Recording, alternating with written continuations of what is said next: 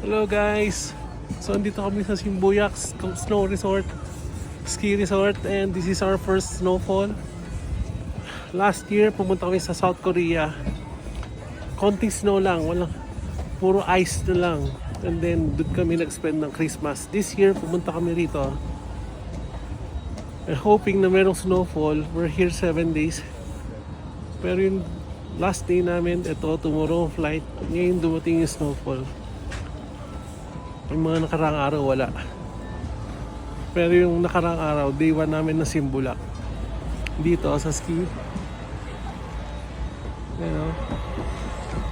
Day 1, walang snowfall yun. Ngayon, meron. Wow, basa na ah. Ayan na. So, mommy. Ako nandiyan yung this one. Where's yours? Oh, tapos andun sila Sam. This one. Sila Seth, somewhere there. Nag-snowboard yung isa, nag-ski yung isa.